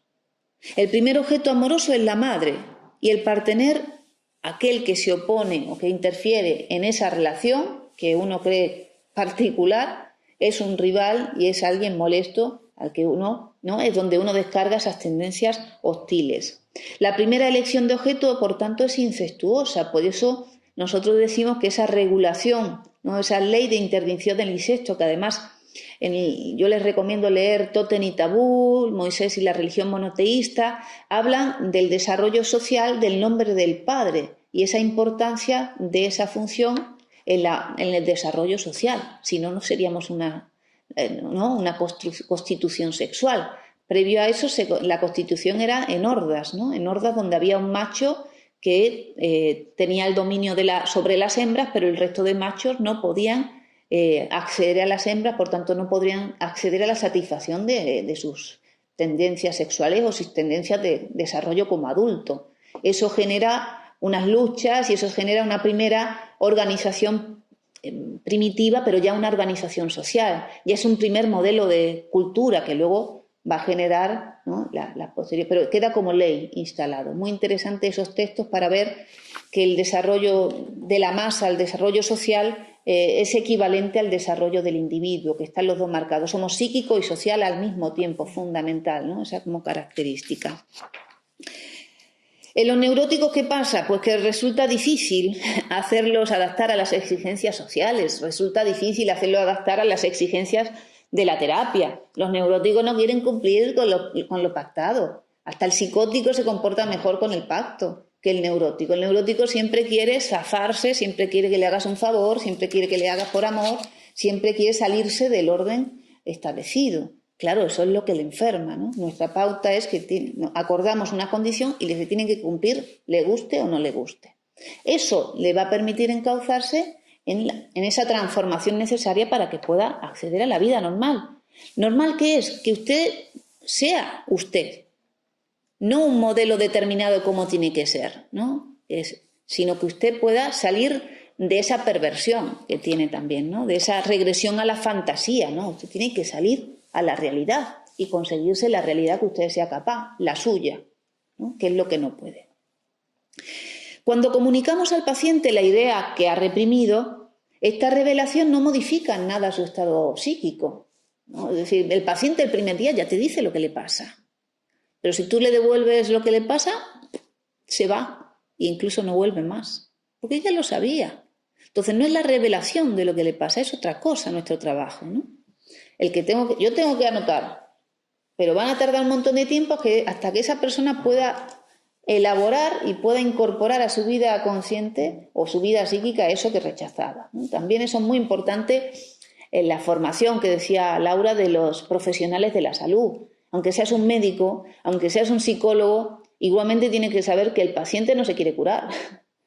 ¿Por qué? Porque esa enfermedad es una resolución frente a algo que me pongo con la realidad, ¿no? Incluso algunos síntomas es como si ya formara una forma de ser, ¿no? Dicen que es mi personalidad, que claro, es como si fuera parte tuya, y renunciar a eso, claro, es cambiar toda tu forma de relacionarte contigo mismo y con los demás.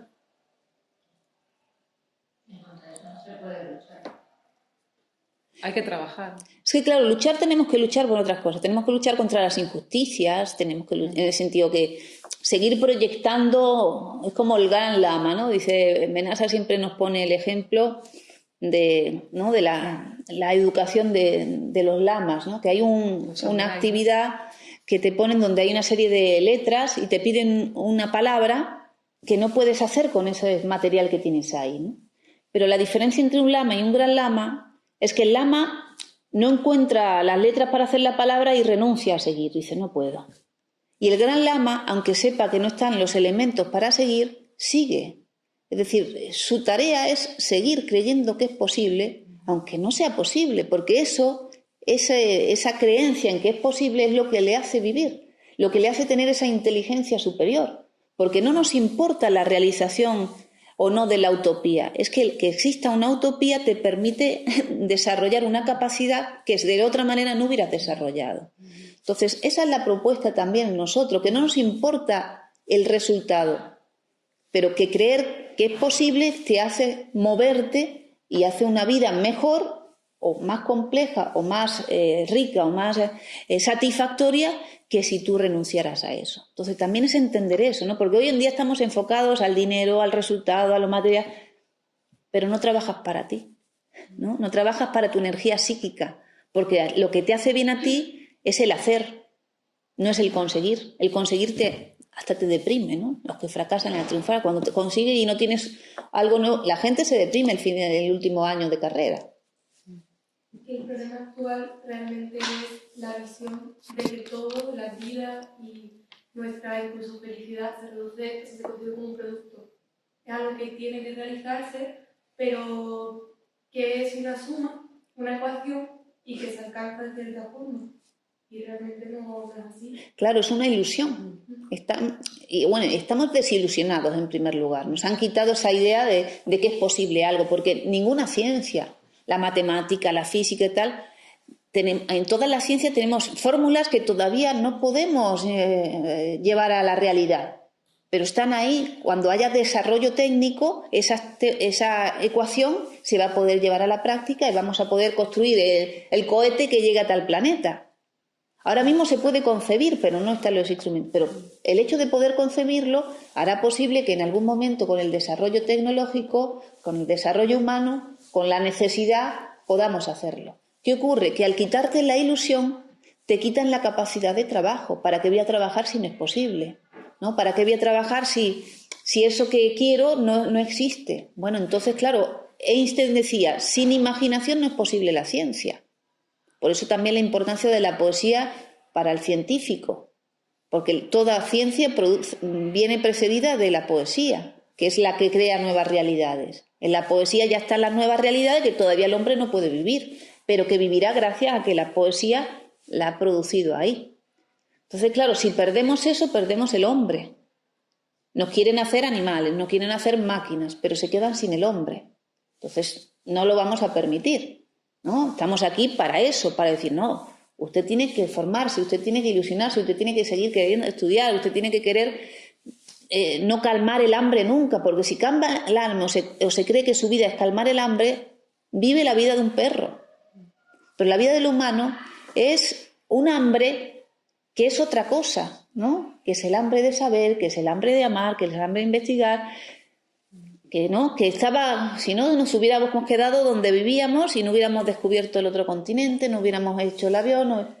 ¿Veis como toda la vida en nuestra historia nos ha mostrado que siempre queríamos algo más, ¿no? Que nuestro ojo se nos iba para ese lugar que todavía no sabíamos que había, que nuestra imaginación imaginaba cosas, pero eso nos llevó a descubrir cosas, nos llevó por tanto, fundamental la imaginación, fundamental. Entonces, la neurosis o esos estados en los que estamos actualmente que no quieren que haya una modificación del orden del pensamiento, desalman al sujeto, cuando el alma es lo que tenemos que construir, ¿no? Si lo pensamos así desde ese espacio donde están las ilusiones, donde está la energía, donde están aquellas cosas que no son elementos materiales, que se materializan luego en nuestras acciones, pero son inmateriales. Para poder pensarlo, están más cerca los griegos que se reunían y hablaban de ciencia que las reuniones que hacen ahora en las facultades, donde no tienen nada que ver del hombre. Están hablando para apagar la ilusión del hombre. Y perdón, pero es así. La gente sale de la facultad y sale desalentada. Pero tendría que salir alentada a seguir estudiando, ¿no? A estudiar filosofía, a estudiar matemáticas. No te puedes creer que con lo que has estudiado tú ya estás hecho. Entonces, ahí sirve un poco de crítica o de estímulo a todos nosotros para pensar que la facultad no te lo va a dar todo. Que ahora mismo están estructuradas de esa manera, pero que no estaban tan equivocados esos modelos de escuela multidisciplinares, donde además era una formación para toda la vida, estar en ese círculo de estudio y de construcción del pensamiento. Eso está más cerca del pensamiento humano y de la producción de nuevas teorías o de nuevos instrumentos que la formulación actual, donde hay una tecnología que se produce pero no está al servicio del hombre. Está deshumanizando al hombre y está encerrando al hombre en sus casas. Ya no hablo con el vecino, ya no me encierro en mi habitación, ya tengo sexo por internet, pero luego estoy con una mujer y no sé qué hacer, ¿no? Ahora el sexo por fertilización, pero ¿por qué no vamos a ver por qué hay problemas en las relaciones sexuales si nuestra disposición es a ser un sujeto sexual? Entonces ves que nos quieren alejar de lo que somos. Van a fracasar. Van a fracasar. No es ese modelo. Nos tenemos que acercar al hombre, al humano, ¿no? Y para eso las ciencias están a nuestro servicio, pero tenemos que tener en cuenta cuáles son nuestras capacidades, ¿no? Que somos sujetos del deseo, que lo que me interesa a mi deseo es seguir deseando, ¿no? Tener algo por lo que trabajar, tener ilusión, no porque ya me caso, ya lo he conseguido todo. Bueno, y todos los que se casan, fracasan. Se cansa y ya dejo de desear a mi esposa o a mi esposo. Ya entro en un orden establecido, pero desaparece el deseo que tenía antes de conseguir esa meta, ¿no? O luego me pongo de meta a los hijos, nacen los hijos y se apaga el deseo. Que no es eso, que no es ese modelo, que es otra cosa. Entonces vemos que es muy interesante, son 3.000 páginas la obra de Freud, ¿no? Luego está Lacan. Menasa es un gran lector de la obra de Freud, de Lacan, es un gran poeta que además toma el poesía y psicoanálisis, Grupo Cero es poesía y psicoanálisis. Entonces tenemos ahí un material ya inicial para estudiar. Luego está la física, luego está, es decir, la vida entera ya te puede llevar todo ese acercamiento. Pero también con los beneficios que tienen, no se pretende que tú lo puedas todo, pero si haces algún trabajo, lo que puede eso en ti te da una dimensión muy interesante sobre la vida que vives. También yo hoy les pediría que vayan a casa y luego escriban algo de lo que han escuchado. No importa si han entendido, sino pero que escriban dejándose llevar, porque seguro que hay algo novedoso que han podido escuchar que si no lo escriben se va a perder. Y si lo escriben o lo comparten en la red o tal, va a ser algo interesante que además cuando luego lo lean se los va a recordar y van a ver cómo uno escucha más de lo que cree. Y que luego a lo mejor te hace decir, pues voy a leer este libro, voy a leerme a Freud. Te incita, ¿no? Porque Freud te incita, ¿no? Un poeta te incita, te invita a leer, pero todo nos desincita. Ahora ustedes se van al cine y al cine te deja así y te vas a tu casa, no te incita a hacer. Cuando lo chulo es hacer cine, ¿no? No ver el cine, ¿no? Tendríamos que ser sujetos de la acción, ¿no? Tendremos que acercarnos a los libros o a las películas que nos inciten a hacer, no las que nos desalienten. Ahí hay que aprender a elegir, ¿no? Que hay personas que nos desalientan, hay que buscar las personas que nos alientan a hacer, no que nos dicen lo que tienen que hacer, ¿no? Bueno, yo dejo por aquí. Sí. Has comentado que la terapia, para hacer el diálogo, el diálogo se basa en el lenguaje. ¿Se podría decir que existe un psicoanálisis del lenguaje? Es decir, claro, tan importante es lo que dice el paciente como el cómo lo dice. Que yo estoy investigando Sí. cómo se dice la Sí. dentro del campo de la filología. De ahí que me interesaría ver si hay algún estudio. Claro. El psicoanalista lo que es el lenguaje. Bueno, el inconsciente está estructurado como un lenguaje. Es que el lenguaje no son solo las palabras, porque la comunicación no es solo el decir. Todas mis acciones hablan, ¿no? Entonces, tenemos que... Y el inconsciente no es una estructuración de esa manera, significante, ¿no? Donde es en mi hacer donde se significa, ¿no? Las cosas. Entonces, claro, la lingüística, el marxismo y el psicoanálisis son las tres disciplinas conjeturales que se producen en el sistema capitalista. Son disciplinas muy importantes que además van a participar en la modificación de ese sistema capitalista que se va a modificar, aunque no quiera, ¿no? Como se modificó el feudalismo, digo, que es la historia del hombre, de la modificación de los sistemas y la articulación en otros modelos. Las condiciones del sistema capitalista es que la economía determina no solo el modelo de producción, sino también la vida de los hombres, cosa que antes no pasaba. Antes la vida de los hombres estaba regulada por la religión, el pensamiento religioso.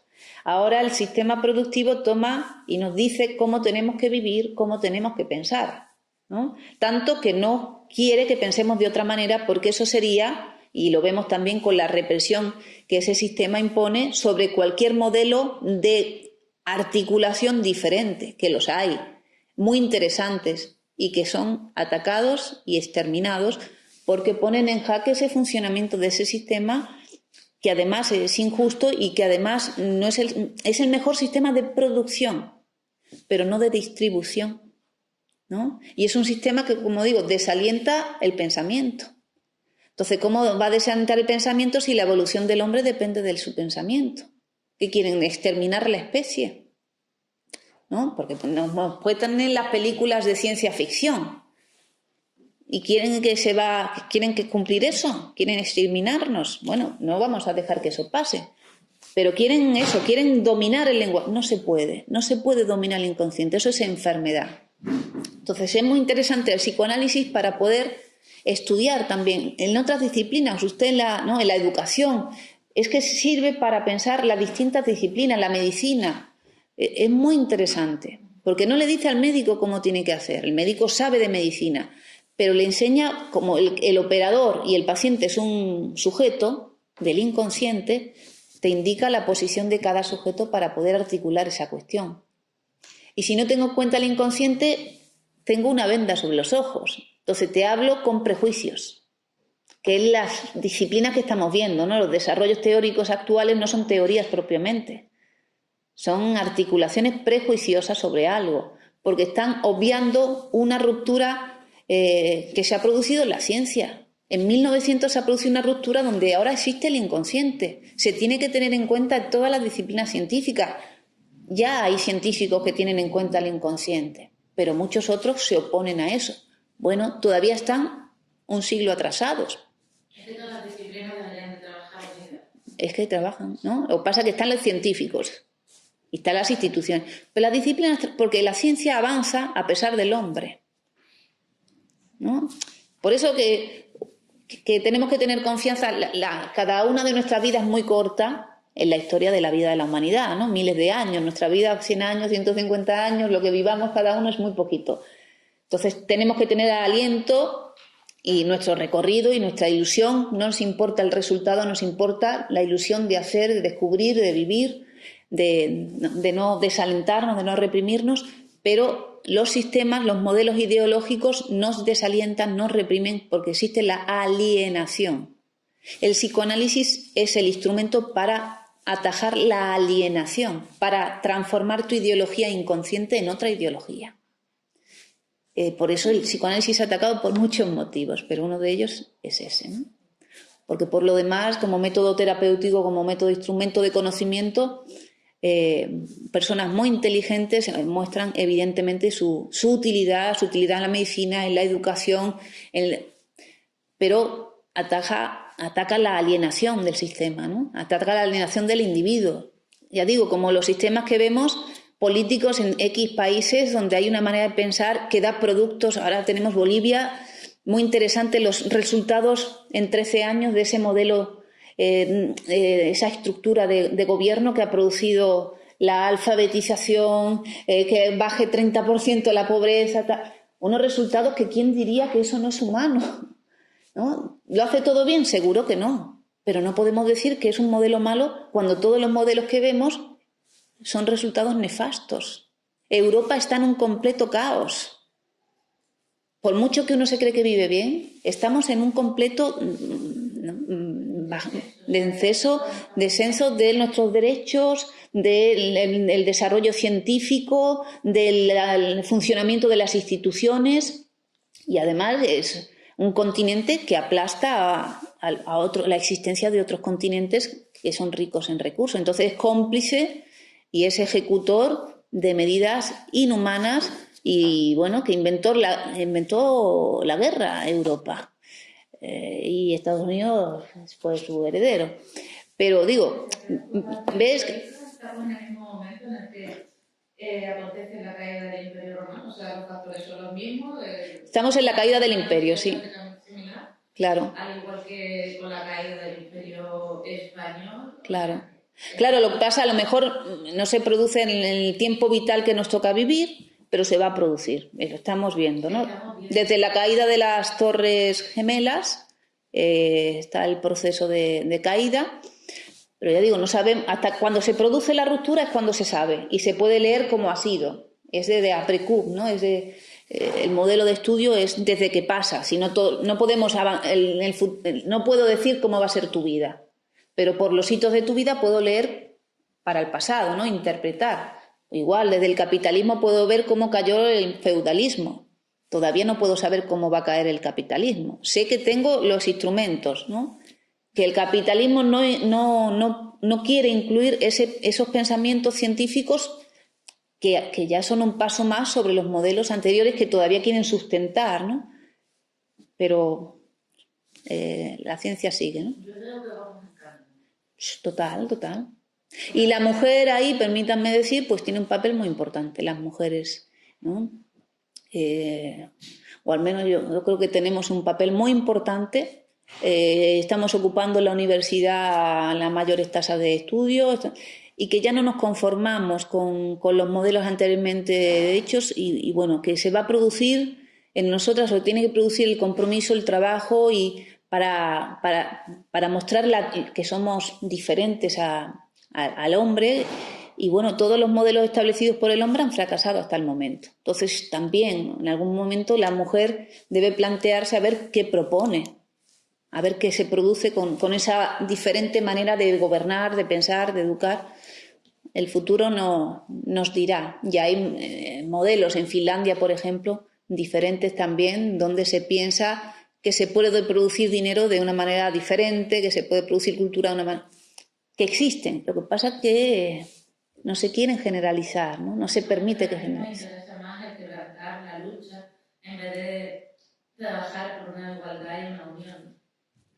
Eso también es algo, bueno, Claro. es algo muy propio de la caída de los grandes. Claro, pero muy interesante tener los instrumentos para no quedarse en la opinión tal, sino para poder tener en cuenta la historia. La historia es una preciosidad en esa, ¿no? En esa muestra, que además la historia oficial nunca es la verdad, la historia de los vencedores, uno va a los poetas y va viendo, ¿no?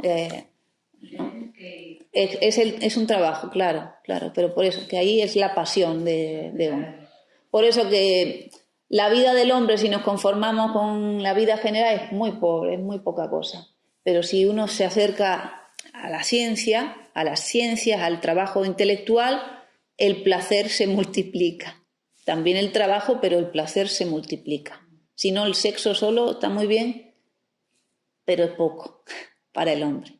Bueno, yo les agradezco este interesante encuentro. Les propongo, les invito a seguir avanzando. Mi idea es en el próximo año organizar un grupo de personas con deseos de estudiar, no solo de recibir la papilla, sino que me hagan trabajar y para que ellos puedan trabajar con los textos y que cada uno tenga su recorrido, pero tener un pequeño grupo de estudio en Málaga, del Grupo Cero, con personas interesadas en estudiar, en debatir, en trabajar. Sí. Esto también sería una salida para otro grado. Nosotros somos de filosofía, por ejemplo, que no, o está solo destinado a que estudian psicología. No, lo organizamos en el Grupo Cero, entonces no tiene que ver con la universidad. Venimos a la universidad porque las personas que estudian están estudiando, ¿no? Es decir, que tiene que ver con una formación ya no universitaria, sino una formación científica, o para aquellos que quieran ser psicoanalistas o trabajar de eso, o para aquellos que quieran acercarse a estos pensamientos que son los pensamientos de nuestra época y que nos permiten, ¿no?, ampliar nuestro acercamiento de la filosofía, de la medicina, de la lingüística. Es un instrumento teórico para pensar. Entonces es acercarse a ese instrumento que si tú te pones y te lees los libros de Freud, solo no se puede. Léetelos, pero no se puede, no te enteras. Pero el estudio grupal, desde esa articulación teórica, desde ese método de transmisión, uno va a ir incorporando ese instrumento teórico y cuando lees otro libro de cualquier otra cosa, ya tienes el inconsciente como concepto, entonces ya lees de otra manera. Las relaciones ya las lees de otra manera, entonces te amplía tu visión, porque si no uno va alienado y ve desde su opinión, desde lo que no, tu opinión no es tuya, es la que te han instalado aquí, ¿no? Si no, nos explica por qué un obrero vota a la derecha, por ejemplo, ¿no? Es por la alienación, no porque el obrero si es claro, pero hablo porque, ¿no? Porque es necesario hablar de política, porque tenemos que pensar que no es solo hablar de neurosis así, es que tenemos que hablar de la vida de los hombres y de la articulación de nuestras decisiones y nuestros pensamientos. Y bueno, y toca ser adultos, y un adulto tiene que hablar también de cosas que le desagradan o que no conoce o escuchar, y nos exige, bueno, acercarnos a los libros, que además son grandes amigos y son personas que han trabajado mucho, han estudiado mucho y todo ese trabajo nos lo dan gratis, ¿no? Entonces aprovechemos ese trabajo hecho para poder avanzar. Nos toca avanzar. Somos las generaciones que nos toca trabajar para avanzar. Y si no, ¿qué va a pasar del futuro? Si no trabajamos nosotros, ¿no? Nos toca trabajar. Así que... A mí me gustaría saber vuestra opinión, porque supongo que las dos sois psicólogas, especializadas en psicoanálisis. Desde el punto de vista un poco más de lo que es la terapia con el paciente, ¿cuál creéis vosotros que es vuestro punto fuerte del psicoanálisis con respecto al resto de paradigmas? O sea, entiendo un poco que la mayoría de la gente, las personas, a día del siglo XXI, sigue existiendo un poco de tabú con el tema de la psicología. Y siguen estando desinformados de qué se puede ofrecer y a qué niveles se puede ayudar o solucionar ciertos problemas que nos fluyen, ¿no? Entonces, ¿cuál creéis vosotros que es vuestro punto clave y que busca la persona en vuestro paradigma? Que sea diferente Bueno, en primer lugar es diferente porque es el único paradigma que tiene en cuenta lo inconsciente. Entonces, claro, te transforma. Luego yo diría, el primer obstáculo, primero porque hay países donde el psicoanálisis ha estado más incorporado ya en la facultad. Por ejemplo, hablo de Argentina. Yo no he estado allí y tal, pero el Grupo Cero ha tenido escuela allí, tengo compañeros que han estado allí, me vienen referencias de personas que se han formado en la facultad y le decían en la facultad de psicología comience su psicoanálisis, ¿no? Estaba incluido el psicoanálisis como un pensamiento teórico en esa disciplina. Una sociedad donde el que no se psicoanalizaba era mal visto y mal considerado. Es decir, hay gente que decía, yo un novio que no se psicoanalizara ni hablar. Es decir, que había una incorporación de ese pensamiento como una cosa ya normalizada, cosa que aquí en España, por favor, ¿no? Ha habido una dictadura. Recordemos que durante 40 años cualquier poeta o era asesinado, se tenía que ir, cualquier pensamiento diferente estaba apacado, las mujeres estábamos sometidas. Menasa llega en el año 76, exiliado de Argentina, llega a España. La palabra psicoanálisis no se sabía escribir, los periodistas la escribían mal. Las consultas de psicología se trabajaba desde la experiencia, no había práctica teórica. No se psicoanalizaba. En psicoanálisis, si tú no te psicoanalizas y si no estudias permanentemente, eres tan loco como el loco. Porque el aparato psíquico tiende a negar el inconsciente, es la disposición así. Entonces, lo que te recuerda, lo que te trae el inconsciente es la escuela, es tu psicoanálisis, son los textos que estás ahí, ¿no? Para que se abra, para que pueda escuchar eso, porque si no, la conciencia no quiere saber. Entonces, yo diría que el principal obstáculo que tenemos no es la gente de la calle, la gente de las calles no sabe nada. Entonces ahí son las instituciones que niegan. Es además un instrumento que ahorra dinero, porque las instituciones sanitarias se gastan una ingente cantidad de dinero en medicación, en pruebas diagnósticas, en atención hospitalaria, que no resuelve el 70% de las demandas asistenciales que no son orgánicas, que son psíquicas.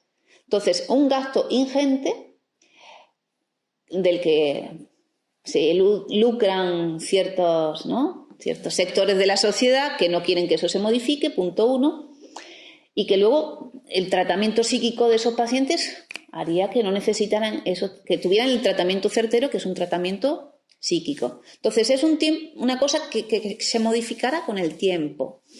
Que no, en Argentina hubo un tiempo donde en las plantas en los equipos profesionales había psicoanalistas. Es decir, que se reunían con sus compañeros pediatras, médicos y tal, y estaba incluido el pensamiento psicoanalítico en la atención de los médicos y en cada paciente. Entonces, claro, Escardó, que era un pediatra, redujo el tiempo de internación porque hizo que las madres se internaran con los hijos en el hospital, que trabajaran limpiando es decir, que incluía el pensamiento de que la madre se tiene que tratar con el hijo, de que tiene que incluirse el psicoanálisis de la madre para poder tratar la enfermedad del hijo. Entonces, claro, evitaba la reincidencia de la enfermedad, hacía que los internamientos fueran más breves y, por tanto, un ahorro económico muy considerable. Entonces, si se pensara desde lo económico, el psicoanálisis es rentable. ¿Por qué? Porque es efectivo. Entonces, pasará. Y el otro obstáculo importante son los psicólogos. Son los profesionales de la salud, porque son los primeros en contra del psicoanálisis. ¿Por qué? Porque tienen que cambiar su manera de pensar. Yo soy psicóloga y estudié en esta facultad. Todos mis compañeros eran contrarios al psicoanálisis. Muchos de ellos no se han dedicado a la psicología, aunque han hecho una carrera de 4 años, dígame qué desperdicio. Y son personas como cualquiera de mis pacientes. Uno de mis pacientes puede ser persona más inteligente que esa persona que se formó en esa facultad. No es para insultar a mis compañeros, pero es para pedirles un poco de responsabilidad, porque no han trabajado sobre un elemento muy importante de su vida, que era su aparato psíquico, su salud mental, su generosidad. Porque claro, opinión tenemos todos, experiencia tenemos todos, mamá tenemos todos, pero eso no sirve para el ejercicio profesional. Yo, por ejemplo, en el lado, yo sí he sentido que no se le está dando la misma importancia al psicoanálisis que al resto de paradigmas. No, que se hablaba mal de psicoanálisis. Se llama pseudociencia. Sí. Bueno, aquí nos impiden hablar de psicoanálisis como ciencia. ¿Tenéis asignatura aquí de psicoanálisis? No, está prohibido. Es que la quitaron. Yo también, Sí, pero ahora está prohibida. No lo... Sí. Aquí no podemos hablar de psicoanálisis como ciencia. Yo no le he hecho caso, pero está prohibido. Psicología dinámica era la Yo asignatura. he sido perdóname, o sea, Ya no. ¿No? Ahora en la UNED, ya digo, en Madrid, yo estoy dando un curso de extensión universitaria de psicoanálisis. Todo es también quien te atienda. Es decir, yo he venido a la psicología dinámica como profesora a dar clases. Pero claro, a mí me han hablado mal del Freud en esta facultad. Ahora mismo no quieren que vengamos a hablar de psicoanálisis aquí. Por eso agradecer al profesor que nos ha apoyado para venir, a la decana que nos ha apoyado para venir. Vamos a intentar seguir viniendo, si no buscaremos otro lugar, pero los primeros objetores de esa evolución del pensamiento científico. Es que claro, te pone en cuestionamiento todo lo anterior, porque si partimos de la base que somos todos racionalistas, incluir un pensamiento nuevo, que es el pensamiento inconsciente, te hace cuestionarte toda tu vida, toda tu forma de pensar. Porque claro, el psicoanálisis viene a decirte que tanto sanos como enfermos tienen el mismo aparato psíquico y que a través del método de interpretación-construcción se transforma la persona, ¿no? El síntoma es como un sueño. Entonces, claro, es que te pone en cuestión todo lo que veníamos mamando, por así decirlo, ideológicamente del estado de... ¿no? Y, claro, incorporar ese pensamiento nuevo. Ahora, ¿qué haces con la vida que tenías antes? Que tienes que transformarlo todo. Y claro, eso es lo que cuesta, introducir pensamientos nuevos científicos que te ayuden a vivir mejor, pero a la vez a transformar cosas tuyas. Y curarse es transformarse, claro. Claro, ahí es mi duda realmente de... Yo en el sentido que el psicoanálisis haya estado a la altura de otros paradigmas. Primero, desde mi punto de vista, lo que he dado. Si yo tenía esa formación en psicoanálisis, porque yo soy curiosa y he intentado buscar qué cosas me gustan más y con cuáles me identifico más dentro de cada paradigma. Hay otras que normalmente creo que nos pasan a todos que no son acordes a nuestros valores o a nuestra moralidad. Pero lo que voy realmente, si ya de por sí estáis un poco apartados y no tenéis ese aval de los propios psicólogos, es que no lo necesitamos porque es otra disciplina, punto uno. Entonces tampoco... ¿Qué aval va a tener una disciplina que es superior a la psicología? Es decir, la psicología es precientífica a día de hoy. No necesitamos, pero bueno, no podemos quejarnos porque estamos aquí. Es decir, ha habido personas que nos han dicho que no y ha habido personas que nos han dicho que sí. Entonces, yo tengo que ser agradecida. Estoy aquí. Entonces, pasa siempre. Hay opiniones a favor y en contra. La ciencia continúa. Que yo creo que el paciente también, o sea, no sabe porque no está formado teóricamente, Pero también sabe Claro. lo que es efectivo. Todos. Yo de mi propia experiencia personal, llevo de los 13 años haciendo terapia, dando muchos diagnósticos y ahora con 20 estoy haciendo psicoanálisis por primera vez y siento que lo he solucionado algo que llevo con, bueno, que estoy en ello desde los 13 años. Y yo al psicoanálisis antes no habría asistido a él y ha sido por pura casualidad. Y yo como paciente también sé lo que me funcionaba, me han puesto mis diagnósticos, me han puesto mis cosas y tú te das una etiqueta y tú al principio intentas conformar tu realidad conforme a esa etiqueta, pero llega un momento en el que sabes que no te está resolviendo, no te estás dando las respuestas que buscas. Y en el día a día continúas y eso sigue siendo afectado a ti, porque por mucho que hayas puesto un parche en algo, estás tapando. Sale. Tenemos que dejar porque me tengo que ir, que sale el ave. Les agradezco su permanencia y continuaremos. Tienen el contacto, aquí tienen mi tarjeta, les han dejado el contacto a Laura y bueno, aquellos que tengan ahí inquietudes de que sigamos trabajando, pues poneros en contacto y vamos formando ese grupo de estudio de trabajo. Muchísimas gracias.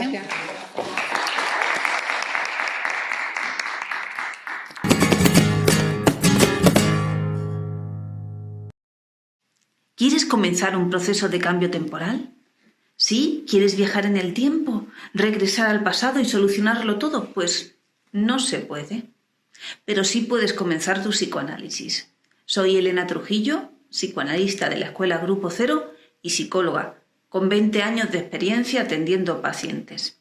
Te atenderé desde la consulta que tengo en Madrid, en la Plaza de España, y también en mi consulta online. Estés donde estés, si deseas comenzar un proceso de trabajo personal para vivir mejor los años futuros, yo soy tu profesional de confianza. Llámame y comenzamos.